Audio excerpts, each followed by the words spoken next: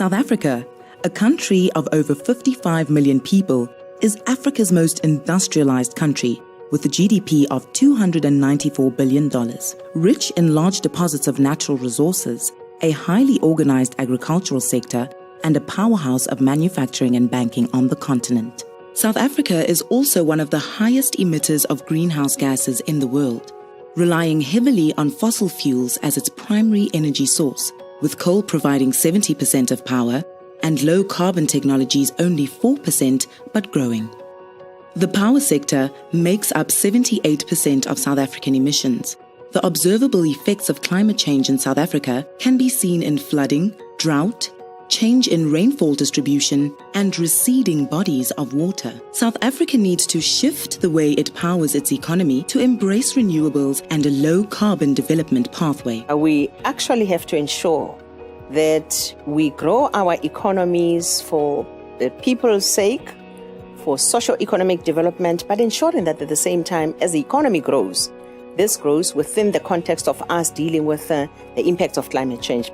There will be 9 billion people on this planet by 2050.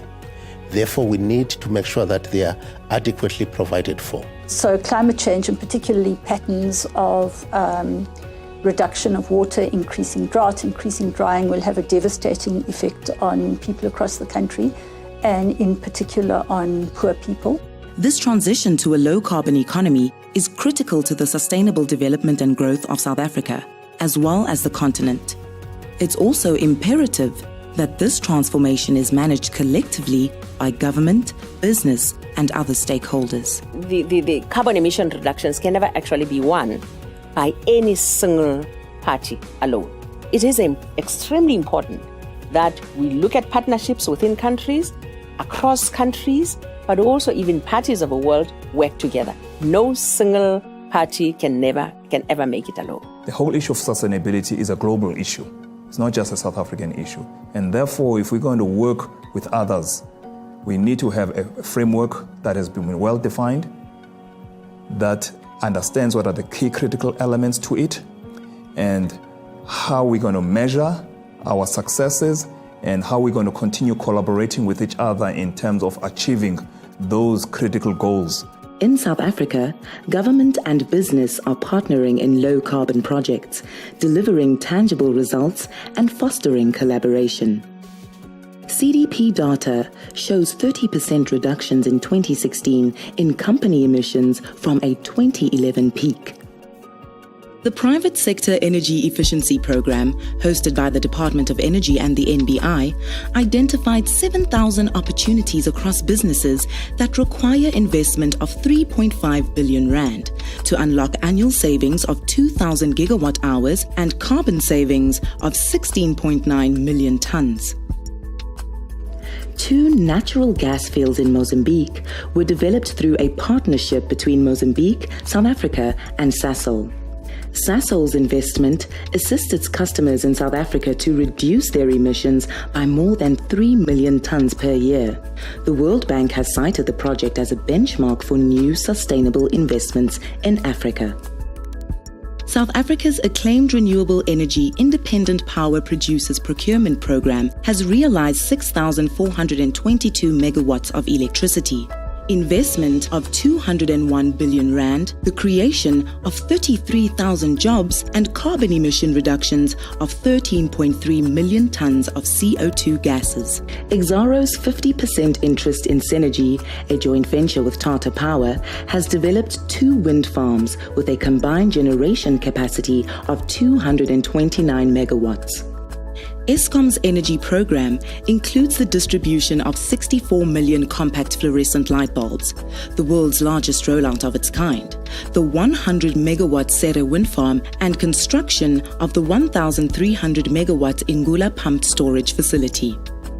The Green Fund, managed by the Development Bank of South Africa on behalf of the Department of Environmental Affairs, helped finance a range of green economy projects, including the Lukhanyiso Food and Energy Center biogas project in the Free State.